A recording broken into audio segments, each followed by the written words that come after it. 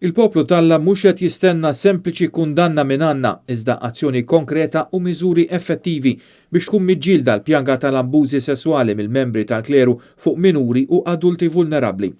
Sostna dan il-Papa Franġisku meta fetaħ sinodu tal-Knisja Kattolika f'Ruma li fih il-Papa sejjaħ il-kardinali u l-isfijiet minn madwar id-dinja fejn matul it-tliet ijiem li ġejjin se jiddiskuti miżuri sabiex ikun hemm prevenzjoni u tittieħed azzjoni meta jseħħu każi bħal dawn. Is-sinodu kien indirizzat ukoll mill-Arċisqof ta' Malta, Monsinjur Charles Scicluna, li fl-introduzzjoni tiegħu qal li kien hemm 4 fatturi prinċipali li qed iwasslu għal din il-kriżi li qed tiffaċċja l-Knisja. Proċeduri inadekwati ta' screening għal kandidati li jixtiequ jibdew ħajja ta' saċerdozju jew fordni reliġjuż.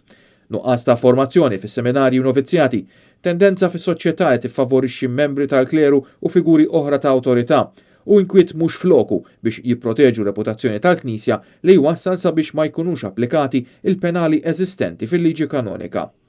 Fakkar il-komunità għandha id-dmir u dritt li tirrapporta abbużi ta' natura sesswali lil persuna maħtura apposta fid-djoċesi jew fordni reliġjuż u li din il-persuna ta' kuntatt għandha tkun magħrufa. Monsinjur Scicluna kompla li dejjem u f'kull każ għandha tingħata kooperazzjoni sieħa lill-awtoritajiet ċivili li jkunu qed jinvestigaw il-każ. Fl-aħħar nett l-isfijiet għandhom jipproteġu l dawk li huma l-aktar vulnerabbli. Hija biss azzjoni deċiżiva b'onestà u trasparenza li terġa' tnissel il-fiduċja u r-rispett tal-komunità fil-konfront tal-Knisja.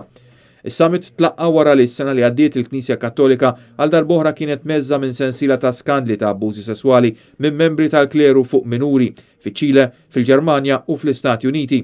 Monsinjur Scicluna ilu għal dawn l-aħħar snin jinvestiga każi ta' abbużi fuq minuri minn membri tal-kleru. Is-sena li għaddietu kien intażel mill-Papa Franġisku sabiex jinvestiga u jiltaqa' ma' vittmi fiċ-Ċile wara li d-djoċesi ta' dan il-pajjiż kienet qattiet l-abbużi u proteġiet lil min wettaq l-abbużi.